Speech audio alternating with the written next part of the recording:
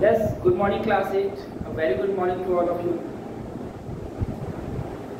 Student, as you all know that today we are going to complete this chapter, and yes, the chapter name is When People Rebel. Chapter number 5 from history. And in last class we were discussed about lots of topic. Okay, like our topic was policies and the people, Nawabs and their power, the peasant and the sepoy, response to reforms, like that. Okay, इस तरह कुछ हम लोगों ने topic पे last class में discuss किया था. एंड उसके बाद से through the I of the people, yes, इस पे भी हमने डिस्कस किया. फाइनली हमने लास्ट क्लास में डिस्कस किया था वो जो टॉपिक हमारा A mutiny becomes popular rebellion. Yes, जब बगावत एक विद्रोह का विख्यात विद्रोह का रूप ले लेता है तो क्या होता है, हम लोगों ने लास्ट क्लास में डिस्कस किया था. Okay, today we are going to discuss about this 4 topic. And yes, first one is the from Meerut to Delhi. यस, आज हम मेरठ से दिल्ली तक का सफर तय करेंगे इस चैप्टर में, राइट. और उसमें देखेंगे वो क्या क्या चीजें मेरठ से दिल्ली तक के सफर में क्या क्या चीजें हमें मिलती है, क्या क्या उसके अंदर इंक्लूड है, इस पे हम बात करेंगे. Yes, after that we are going to read this topic and the topic name is the rebellion spread. Rebellion यानी कि विद्रोही को बात हो रहा, कैसे ये बढ़े थे, इनकी मात्रा में कैसे बढ़ोतरी हुई थी, कैसे ये बड़ा पॉपुलर बनता गया, इसके बारे में हम डिस्कस करेंगे. After that we are going to discuss the company fight back. हाँ, नो डाउट रिबेलियन जो थे बहुत ज्यादा मात्रा में बढ़े थे, ठीक है. और फाइनल ये भी कह सकते हैं कि रिबेलियन जो थे, जो वहाँ के म्यूटिनी थे, वो रिबेलियन बन के आगे चलते, और बहुत सारी चीजें थी जो आगे चलकर बहुत बड़ा रूप ले ली, no doubt. But finally company जो है, कंपनी फाइट बैक, कंपनी भी वापस अपने पावर में आई थी. एक समय तो लगा था कि कहीं ना कहीं विद्रोह का बहुत बड़ा असर रहेगा हमारे कंपनी को लगा था कि हमारे ऊपर विद्रोह का बहुत व्यापक असर पड़ेगा, और पड़ा भी. लेकिन कंपनी ने हार नहीं माना. कह सकते हैं कि कंपनी ने वापस कमबैक किया. अब कैसे किया, क्या किया, हम इस टॉपिक में डिस्कस करेंगे. और फाइनली हम डिस्कस करेंगे आफ्टरमैथ, परिणाम के बारे में हम डिस्कस करेंगे कि परिणाम क्या रहा था उसका. Okay, so one by one हम लोग आज डिस्कस करने वाले हैं. Let's see.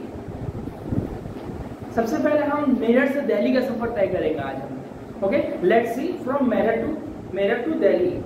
इसमें क्या दिया हुआ है, ऑन 29 मार्च 1857. यस, ये जितने भी चैप्टर जो है आपका इसका स्टार्टिंग एक्चुअली 1857 से हुआ. जितने भी मोस्ट रिबेलियन है, रिबेल जो हुए थे, आप कह सकते हैं, जितने भी रिबेल लोगों ने रिबेलियन का रूप जो धारण किया, रिबेलियन बने, ये सब कहीं ना कहीं 1857 के बाद से ही स्टार्ट हुआ था, जो कि बहुत आगे तक चला था. तो बात करते हैं on 29 March 1857, a young soldier Mangal Pandey was hanged to death for attacking his officer in Barrackpore.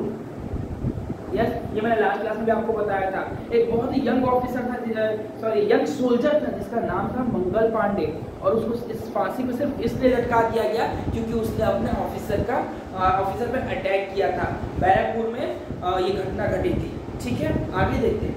Some days later, some sepoy of the regiment at Meerut refused to do army drill using the new cartridge, which were suspected of being coated with the fat of cow and pigs. 85 sepoy were dismissed from the service and sentenced to 10 years jail from the destroying their officers, and that happened in 9th May 1857. ये topic मैंने last class में आपको बताया था, कैसे सिपाहियों को इस बात का संदेह था कि जो कारतूस यानी कि बुलेट्स की बात मैंने करी थी इस लास्ट क्लास में, वो जो बुलेट्स जो बनाने में कहीं ना कहीं काऊ एंड पिग की जो फैट्स हैं उसका इस्तेमाल होता है. और पहले के टाइम में ऐसा था कि बुलेट्स को जो है उसके ऊपर में कुछ ऐसे दांत से निकाला जाता था, उसके बाद उसे लोड किया जाता था उस बुलेट को. उसकी एक खासियत थी, कुछ ऐसी उसकी बनावट थी, उसकी स्ट्रक्चर ही कुछ ऐसी थी. उस कंडीशन में बहुत सारे ऐसे कह सकते हैं कि बहुत सारे ऑब्जेक्शन क्रिएट हुए, जिसकी वजह से सिपाहियों ने ड्रिल करने से मना कर दिया. फाइनली क्या हुआ, उनके साथ उन्हें डिसमिस कर दिया गया सर्विस से, और ये हुआ था 9 मई 1857 के बाद. अब आगे चला देखते हैं. The response of the other Indian soldier in Meerut was quite extraordinary. कैसे? On 10th May, the soldier marched the jail in Meerut and released the imprisoned soldier. हाँ, अब मेरे जो वहाँ के सोल्जर थे उसने एक्स्ट्राऑर्डिनरी कुछ काम किया था, योगदान दिया था. कैसे? कह रहा है कि 10 मई की बात है ये. 10 मई के दिन सोल्जर जो थे वो जेल, मेरठ में जो जेल था उसकी तरफ मार्च किया और जितने भी वहाँ पे कैदी थे जिन्हें कैदी बनाकर रखा गया था उन्हें उन लोगों ने छुड़ा लिया। Release the imprisoned sipahi, they attacked and killed British officer, they captured guns and ammunition and set the fire of the building at the property of the British and declare war on the Firangis। हाँ, उन लोगों ने इतना ही नहीं, उन्होंने officers को भी मारना स्टार्ट कर दिया, उनके ऊपर भी हमला बोल दिया और हमला बोलने के साथ साथ जितने भी एम्यूनेशंस जहाँ रखे हुए थे उन सारे जगहों को इन लोगों ने कैप्चर कर लिया। किसने? हम लोग बात कर रहे हैं रिबेलियंस की बात कर रहे हैं, राइट। उसको उन लोगों ने कैप्चर कर लिया और इतना ही नहीं, आगे कह रहे थे capture guns ammunition set to fire building and property of the British declare, और इतना ही नहीं उन लोगों ने एक वॉर डिक्लेयर कर दिया।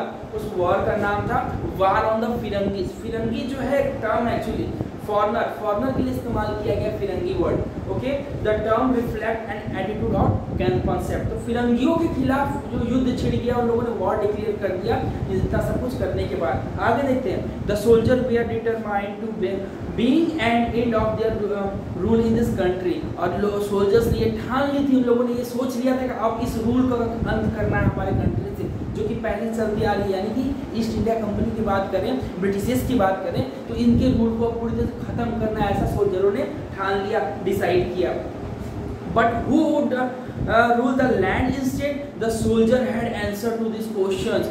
बट क्वेश्चन एक अराइज हुआ कि ठीक है रूल तो हम इसको खत्म करेंगे, लेकिन जो है कौन जो है इसको लीड करेगा, इसको लैंड स्टेट हमारे जगहों से कौन खड़ा हुआ, कौन इसे लीड करने वाला है, हम जिस वॉर को बात कर रहे हैं। तो सोल्जरों की तरफ से answer, the soldier had answer to the question the Mughal emperor Bahadur Shah Zafar. यस, उस समय एक बहुत ही एक पावरफुल एक एम्पायर था जिसका नाम था बहादुर शाह जफर, जो कि मुगल खानदान से बिलोंग करता था। उसका नाम आ गया यार, सिपाही जो थे उन लोगों ने नाम सुझाया कि जो बहादुर शाह जफर है वो हमें लीड करेगा, वो हमारा नेता बनाएगा, क्योंकि वो बहुत ही पावरफुल है। कहीं ना कहीं उसका इम्पैक्ट, गहरा इम्पैक्ट जो है ब्रिटिश पे पड़ेगा और पड़ता था, ठीक है।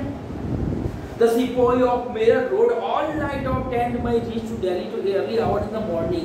सिपाहियों ने ये बात है 10 मई की रात भर वो चले, ठीक है, और चलने के बाद वो फाइनली अर्ली मॉर्निंग में वो पहुंचते हैं कहाँ? Delhi. As news of their arrival spread the regiment station in Delhi also rose up rebellion. जैसे ही उनके आने की, उनके यानी कि रिबेलियन जो मेरठ से चले थे दिल्ली जाने के लिए, हाँ कहीं ना कहीं दिल्ली पहुंचना था। क्या रीजन था दिल्ली जाने का, अभी हम लोग डिस्कस करेंगे। तो जैसे ही उनके आने की खबर पड़ी वहाँ के लोगों को, the regiment station in Delhi also rose up the rebellion. वहाँ भी जो एक स्टेशन यानी वहाँ भी स्टेबल किया गया रेजिमेंट को, और इतना ही नहीं रिबेलियन जो विद्रोह था वो और ज़्यादा बढ़ गया। और उसके बाद उसका परिणाम हुआ उसे देखते हैं।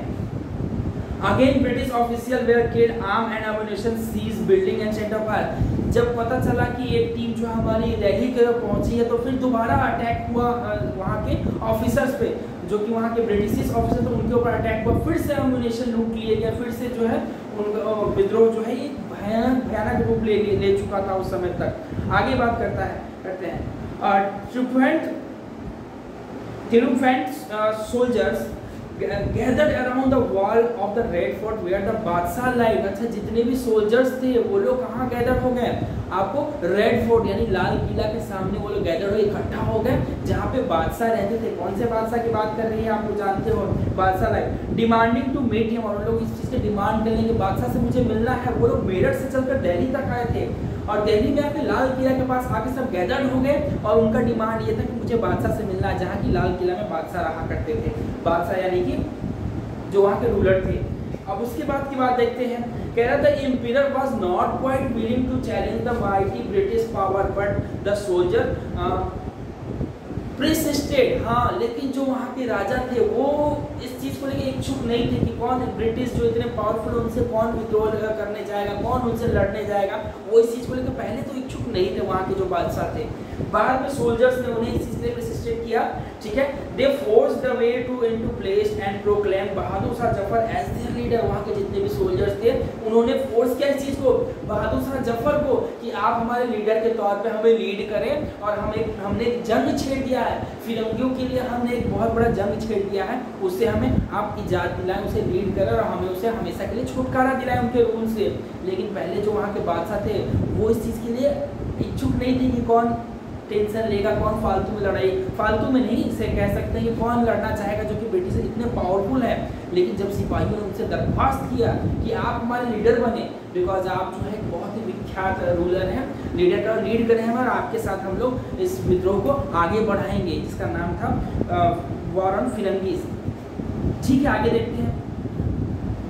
The easy emperor had to accept this demand. Yes, he wrote letter to all chief and ruler of the country to come forward and organize a conference of Indian state to fight the British। बिल्कुल, और last में उन्होंने ये demand को accept कर लिया कि ठीक है मैं लीडर बनूंगा आपका और मैं लड़ूंगा। और इतना ही नहीं, उन्होंने देश के जितने भी रियासत के सल्तनत के जितने भी राजा थे, जितने भी रूलर थे, उनको उन्होंने खत लिखा, पत्र लिखा और उसके माध्यम से उन्होंने बताया कि आप सब आगे आइए, ठीक है, और आप आगे आके ये जो आज सिचुएशन है इससे लड़ने में हमारा योगदान दीजिए, हमारा साथ दीजिए, हम ब्रिटिशों के खिलाफ लड़ेंगे और इस चीज़ से हमेशा के लिए छुटकारा पाएंगे। कह रहा था single step taken by Bahadur Shah Zafar had great implication. और उनका एक कदम जो है बहुत ही कह सकते हैं काबिले तारीफ था कि उन्होंने ही आगे आए सारे रूलर्स को, उन्होंने इंडिया के जितने भी पॉपुलर रूलर थे उनको लेटर लिखा कि आप लोग भी आइए इस विद्रोह में हमारा साथ दीजिए और कहीं ना कहीं हम लोग मिलकर इस शासन को हमेशा के लिए खत्म कर देंगे। आगे देखते हैं। The Mughal dynasty had ruled over a very large part of the country. Yes, it is true. Most smaller ruler and chieftain controlled different territory on behalf of the Mughal ruler. ये बात भी सच है कि Mughal ruler तो पूरे India के लगभग बड़े पोर्शन पे रूल करते थे। इसके साथ साथ ऐसे बहुत सारे chieftains थे, यानी जिसे मुखिया कह सकते हैं किसी भी सल्तनत या रियासत के, या फिर जो उसका हेड होता है, चीफ होता है, उसके बारे में। Chieftain controlled different territory on behalf of the Mughal। और इतना ही बहुत सारे चीफ्टेन थे जो मुगलों के बिहाफ में बहुत सारे टेरिटरी पे कंट्रोल करते थे, उसको रूल करते थे।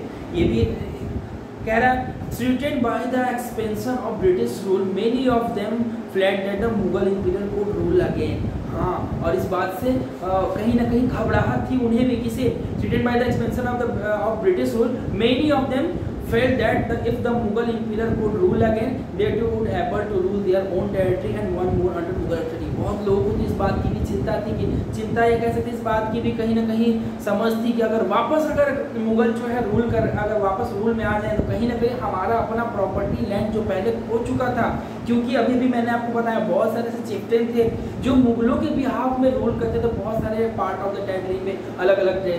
उनको इस बात की समझ थी कहीं ना कहीं कि अगर वापस मुगल जो है रूल में आते हैं, रूल क्योंकि उस समय तो ब्रिटिश रूल इस्टेब्लिश हो चुका था, अगर वापस ये रूल में आते हैं तो कहीं ना कहीं हमें एक फिर से मौका मिलेगा अपनी ज़मीन पे जैसे हम पहले रूल किया करते थे। Would able to rule their own territory once more, हमें अपने टेरिटरी पे रूल करने का एक बार और मौका मिल सकता है अंडर द मुगल अथॉरिटी। हाँ, क्या हुआ अगर मुगल रूल करेंगे, उनके अथॉरिटी के अंदर हमें अपनी ज़मीन एटलीस्ट मिलेगी, हम उस पर टेरिटरी हमें वापस मिलेगा, हम उस पर रूल कर सकेंगे। लेकिन ब्रिटिश रूल में ये पॉसिबल नहीं था, लेकिन कहीं ना कहीं उनको पता था कि वापस अगर मुगल आते हैं तो हमें वो चीज़ वापस मिल सकती है।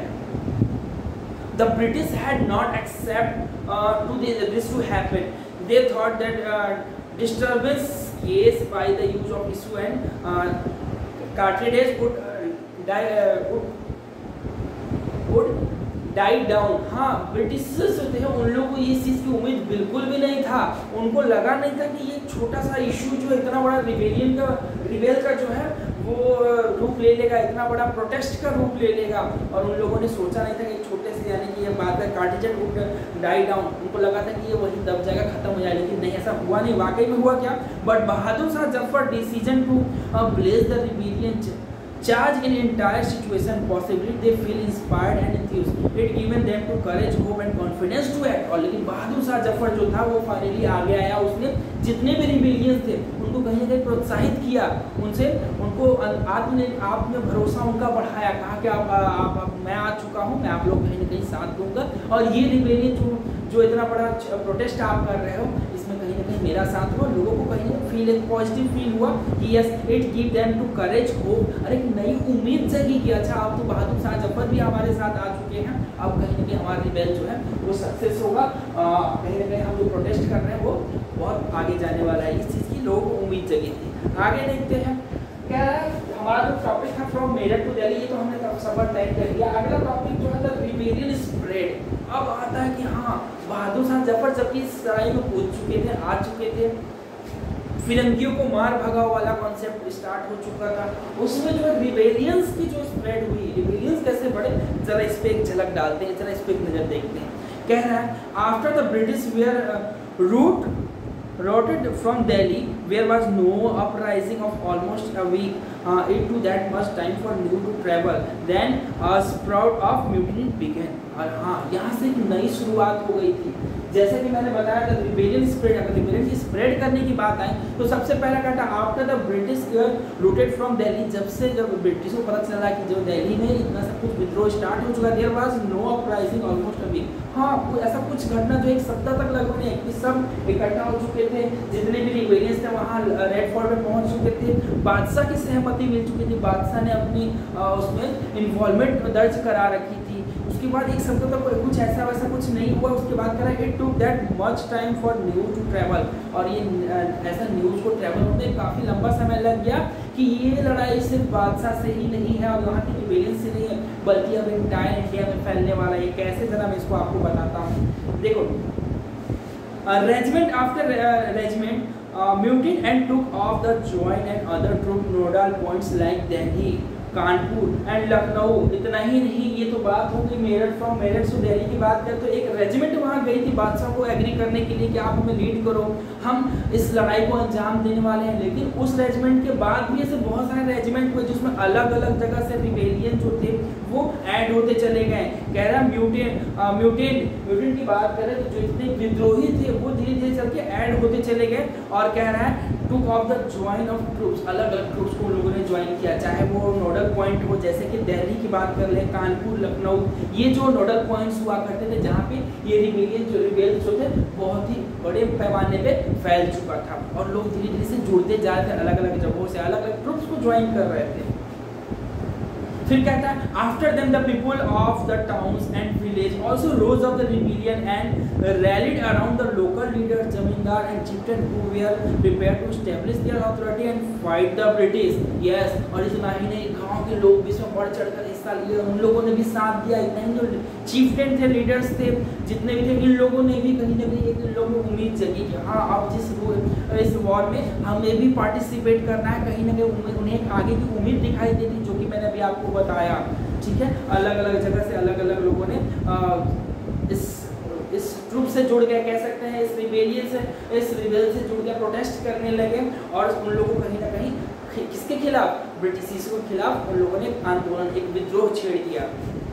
फिर कहता Nana Sahib the adopted son of the late Peshwa Bajirao. यस, मैंने आपको स्टार्टिंग में बताया था नाना साहब के बारे में। नाना साहब जो थे वो एडॉप्टेड सन थे Peshwa Bajirao, who lived in near Kanpur, gathered armed force and expelled the British garrison from the city।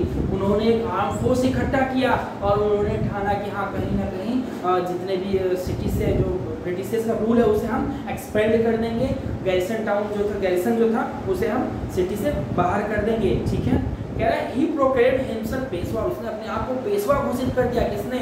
The son of Peshwa Bajirao, the name is नाना साहब। उसने अपने आप को पेशवा डिक्लेयर किया और इतना ही नहीं, he declared that he was a governor under the imperial of बहादुर शाह जफर। उसने ये भी डिक्लेयर किया कि मैं अब गवर्नर रहूंगा, किसके कंट्रोल में, क्योंकि अब इसको लीड कहीं ना कहीं बहादुर शाह जफर कर रहे थे, तो बहादुर शाह के जफर में के अंडर में मैं अब उस टीम का लीडर रहूँगा, या फिर कहते गवर्नर उसको अपने आप को अपॉइंट किया उसने।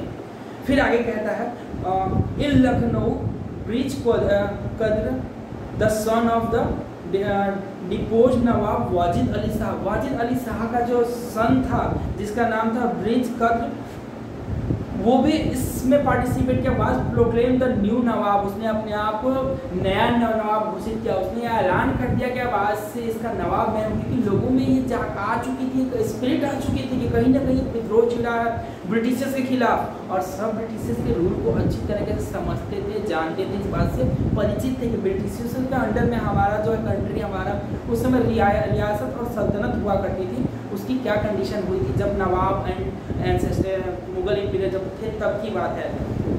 तब क्या कंडीशन थे और ब्रिटिश कॉलोनियल रूल के इस्टेब्लिश होने के बाद हमारे कंट्री का क्या कंडीशन हो गया, इसको ध्यान रखते हुए बहुत सारे लोगों ने इसमें पार्टिसिपेट किया और उसने अपने आप को नवाब घोषित कर दिया। He to acknowledge as the Suzannetti and Bahadur Shah Jafar, his mother Begum Hazrat took active part of nation and uprising against the British। और इतना ही नहीं, उसकी जो माता थी यानी कि जिसका नाम है Begum Hazrat Mahal to active part. Begum Hazrat Mahal यानी उसकी जो माँ थी वो भी कहीं ना कहीं बहुत इंपॉर्टेंट रोल प्ले की थी। उसने भी इस वार में पार्टिसिपेट किया था और जो ब्रिटिशर्स के खिलाफ जो आंदोलन एक विद्रोह छिड़ गया था उसमें कहीं ना कहीं इसने भी यानी कि हजरत बेगम महल जो थी उन्होंने भी अपना इंपॉर्टेंट रोल जो है वो नोटिस करवाया अपराइजिंग अगेंस्ट द ब्रिटिश।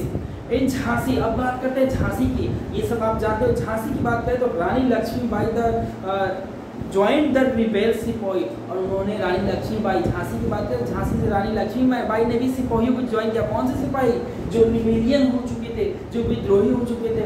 उस विद्रोह में झांसी की रानी जो थी वो भी कूद पड़ी and fought the British along with the Tatya Tope. उन्होंने तात्या टोपे के साथ मिलकर ब्रिटिशों के खिलाफ यानी अंग्रेजों के खिलाफ, फिरंगियों के खिलाफ एक बहुत बड़ा जंग का ऐलान किया और इस विद्रोह में बढ़ चढ़कर हिस्सा भी दिया उन लोगों ने।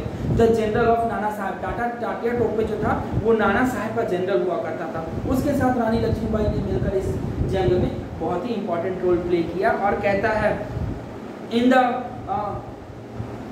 इन the Mandla region of Madhya Pradesh Rani Rani Avantibai की बात करें। अभी तो हमने रानी झांसी की रानी लक्ष्मीबाई की बात किया, उसके बाद Avantibai Lodhi of Ramgarh rise and lead an army of 4000 against the British who had taken over the administration of the state। हाँ, इनके स्टेट का भी एडमिनिस्ट्रेशन जो था वो ब्रिटिशर्सों ने कैप्चर कर लिया था, एनेक्स्ड कर लिया था। तो कहीं ना कहीं ये रानी जो थी, इस रानी ने भी अराउंड 4000 जो है सिपाही कह सकते हैं, यहाँ कह रहा है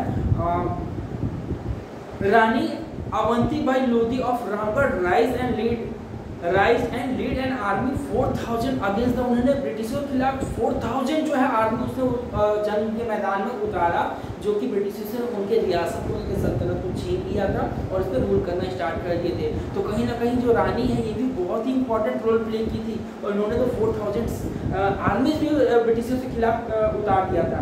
ठीक है, आगे देखते हैं। The British we are greatly outnumbered by the rebel forces. हाँ, लेकिन ये बात भी सच थी कि ब्रिटिशर्सों की संख्या जो थी इन रिबेलियन से कहीं गुना ज़्यादा थी, संख्या में बहुत ज़्यादा मात्रा में थी। ये बात से हम इनकार नहीं कर सकते।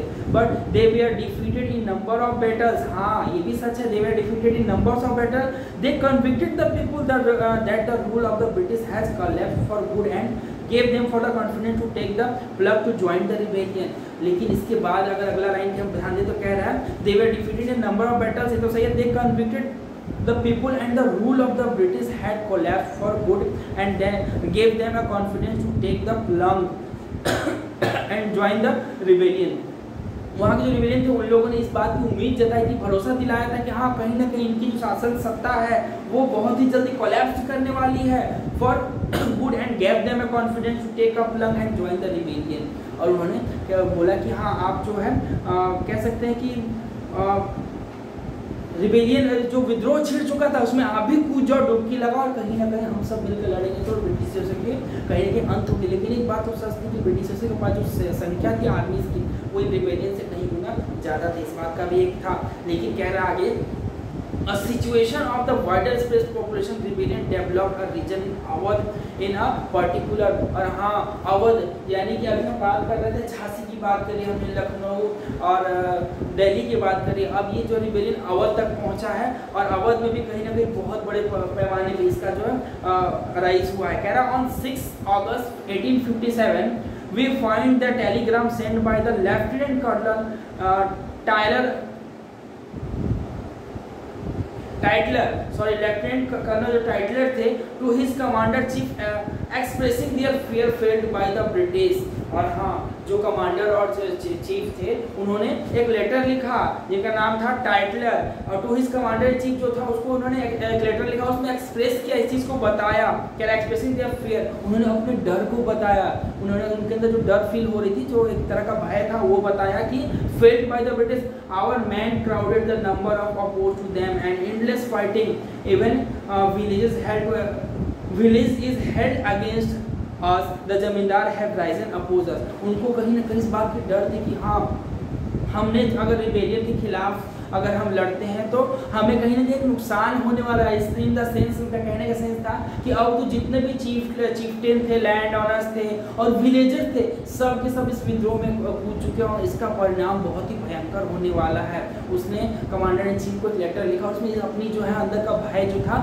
वो उसके सामने जाहिर किया। उसने इस चीज़ को बताया कि हाँ, जमींदार थे, राइजिंग अप एंड अपोज, जमींदार भी जो है इस चीज़ को राइज किया, उनका अपोज करने लगे थे।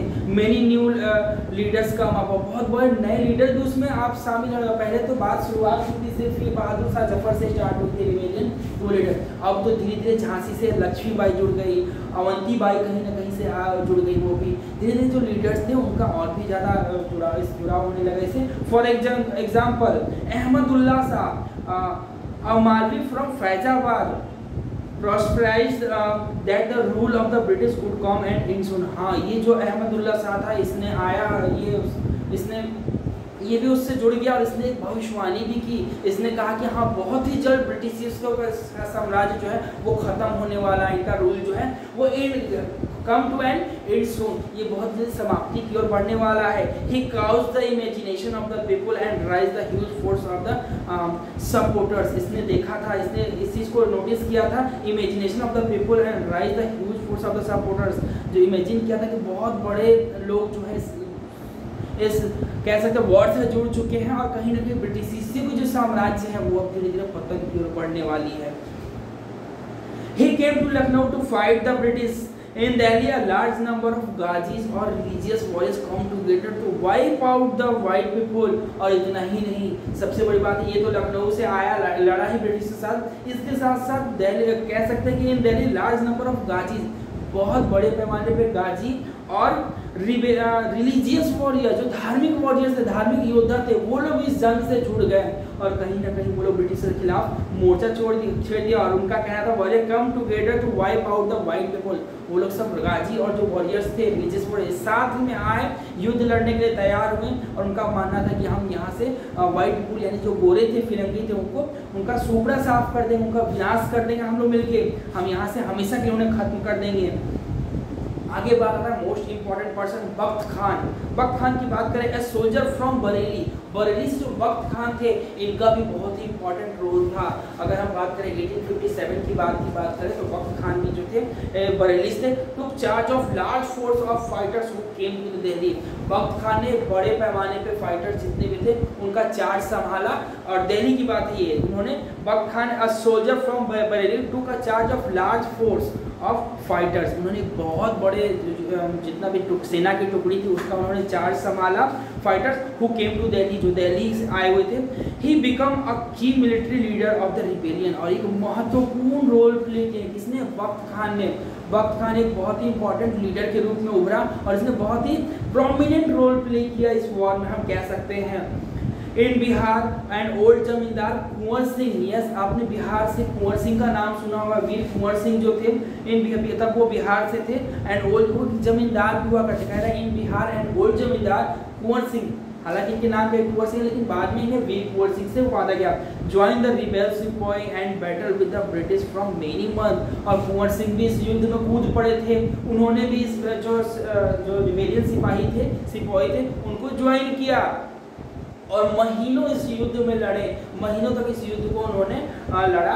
आगे देखा leader and fighters from across the land join the fight, और जितने भी लीडर्स थे एंड फाइटर्स थे सबने अलग अलग जगहों से इस युद्ध को अपने तरीके से लड़ा, ज्वाइन किया इसको और इस युद्ध को बहुत ही स्ट्रॉन्ग बनाया। ठीक है, तो कहीं ना कहीं कह सकते हैं अगर हम बात करें रिबेलियन स्प्रेड, कैसे रिबेलियन स्प्रेड हुआ, तो हमने देखा कैसे जो सबसे पहले बहादुर शाह जफर तो इन्वॉल्व हुए, उसके साथ साथ दिल्ली से, लखनऊ से, झांसी से और बरेली से, और इतना ही नहीं उसके आगे बहुत सारे जगहों से, बिहार से, अलग अलग जगहों से रिबेलियन जो है इस बहुत बड़े वॉर से जुड़ते चले गए और इसको एक बहुत स्ट्रॉन्ग रूप दिया। और सबका कहना था कि हम सब मिलकर कहीं ना कहीं जो फिरंगी से है मार भगाई स्टार्ट हुई थी 1857 से, मंगल पांडे ने इसकी शुरुआत करी थी और ये पहुंचा होते होते सीधे बिहार की बात करें तो वीर कुंवर सिंह भी इसमें लास्टली इन्वॉल्व हो गए। ठीक है, इतना सब कुछ हुआ, लेकिन अगर अगला टॉपिक पे हम बात करें ये थोड़ा अलग है, कहना था कंपनी फाइट बैक हाँ, इसमें कोई संदेह नहीं कि इतना बड़ा युद्ध छिड़ा है तो कहीं ना कहीं इसका परिणाम जो बहुत ही भयानक होने वाला है। लेकिन ब्रिटिशर्स जो थे, कंपनी जो थी, उन्होंने भी हार नहीं मानी थी। हाँ, कहीं ना कहीं उन्हें डर था इस बात का, रिबेलियन जो है स्प्रेड हो रहे हैं। लेटर के थ्रू उसने अपनी इच्छा भी, अपने भय को जाहिर किया कि कहीं ना कहीं बड़े से बड़े जमींदार से लेके विलेजर्स सब लोग इस वॉर में कूद चुके हैं, तो इसका कहीं ना कहीं बहुत भयानक परिणाम होने वाला है। ये डर था ब्रिटिशर्स को। लेकिन इन सब के बावजूद भी अगर इस टॉपिक पे नजर डालें तो हम पाएंगे कि कंपनी फाइट बैक, कंपनी ने भी हिम्मत नहीं छोड़ा, उसने युद्ध किया, लड़ाई किया और कहीं ना कहीं इसका परिणाम जो है सबको आश्चर्यचकित कर देने वाला था। ठीक है, कहीं कहीं चेंज, जब हम पढ़ेंगे इसमें आगे और भी बहुत सारी चीजें हैं।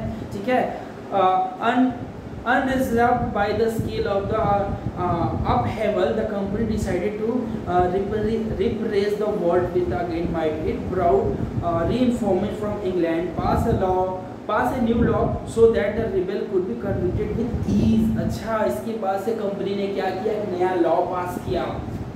उसने रीइंफोर्समेंट मंगवाया ब्रिटिश इंग्लैंड से, यानी कि अपने इंग्लैंड से उन लोगों ने क्या किया, एक रीइंफोर्समेंट मंगवाया और उन्होंने एक नया कानून पारित कर दिया जिसकी मदद से वो इस विद्रोह को बड़ी आसानी से उन लोगों ने सोचा कि हम दबा देंगे, खत्म कर देंगे with the ease and then move into the storm create of the revolt. Delhi was recaptured from the rebel force in September 1857। यस, ये अगर आप पढ़ोगे तो कहीं ना कहीं थोड़ा आपको समझ में आएगा कि कुछ ना कुछ चेंजेज हुए, इसका परिणाम चाहे जो भी रहा हो, लेकिन यहाँ से चेंजेज होने स्टार्ट हुए। चेंजेस क्या थे, कह रहे हैं दिल्ली वाज रिकैप्चर्ड, दिल्ली को दोबारा कैप्चर कर लिया गया।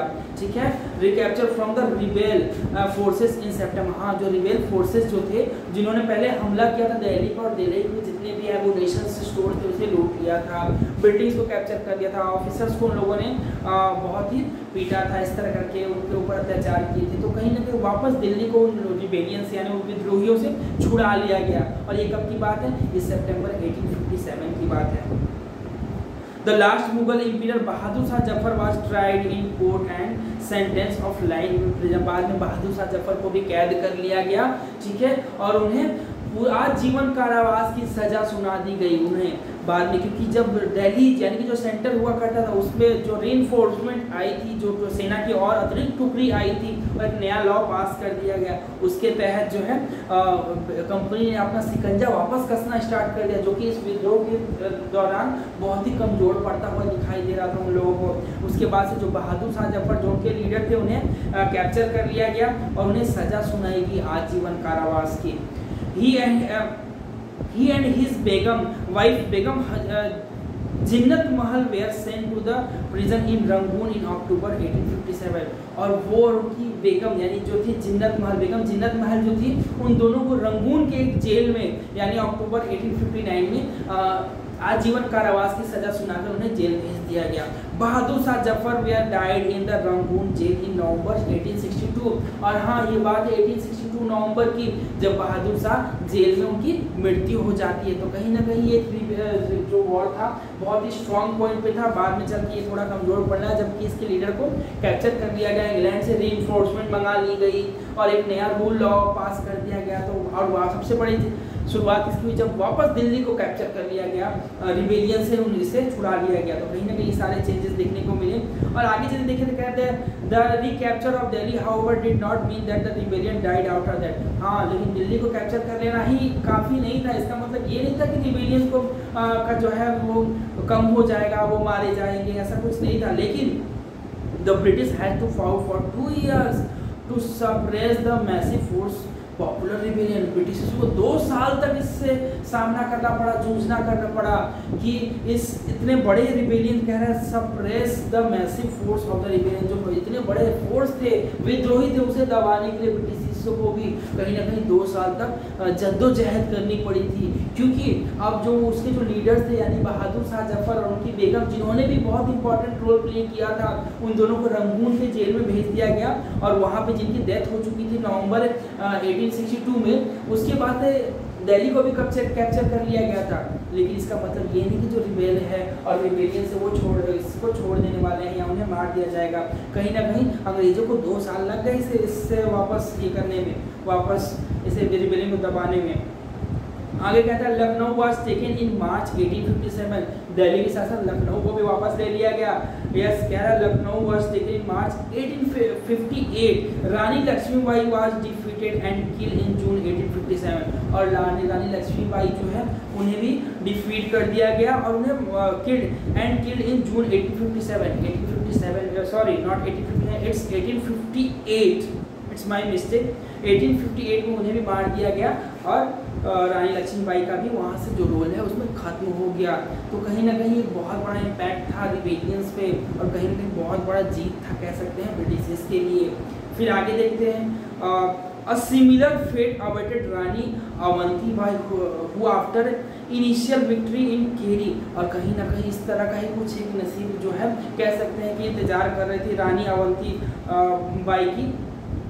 और कह रहा है इनिशियल विक्ट्री इन द खेरी एक जगह थी वहां पे उन्होंने इनिशियल विक्ट्री भी दर्ज की।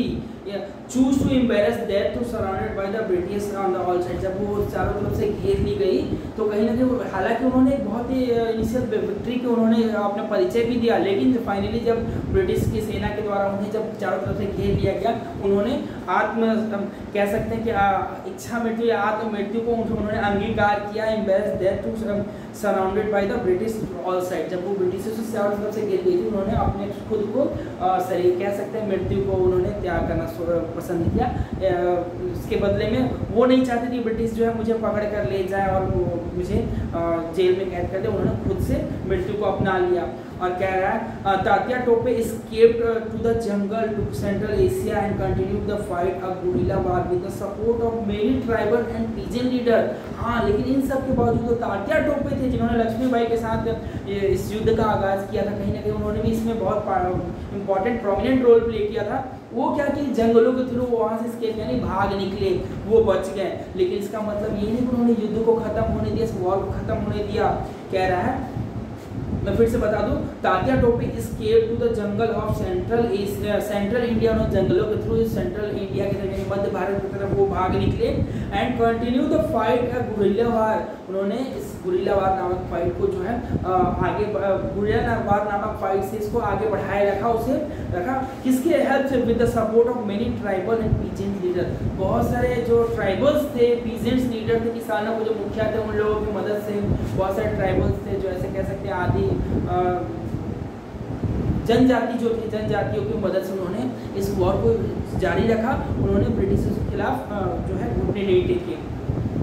आगे कहता है he was captured tried and killed April in 1859, लेकिन लास्ट रिजल्ट जो हुआ वो ये रहा कि उन्हें भी कैप्चर कर लिया गया, उन्हें भी पकड़ लिया गया, लास्ट में उन्हें मार दिया गया। ये घटना है अप्रैल 1859 की। जैसा कि हम सब देख रहे हैं वन बाय वन करके जितने भी जो वॉरियर्स थे उनका पतन होता गया। सबसे पहले बात करें बहादुर शाह जफर, उनकी जो मिसेस थी उनका भी कहीं ना कहीं हुआ, फिर रानी लक्ष्मीबाई, फिर अवंतीबाई, तात्या टोपे जो थे, कहीं ना कहीं धीरे धीरे करके सब जितने भी रिबेलियंस थे वो कम होते गए। ठीक है, आगे हम पढ़ेंगे इसके बाद जो है बेसिकली एक्चुअली हुआ क्या वो हम आफ्टर मैथ में पढ़ेंगे। तब तक के लिए हम लोग इसको रिवाइज करें।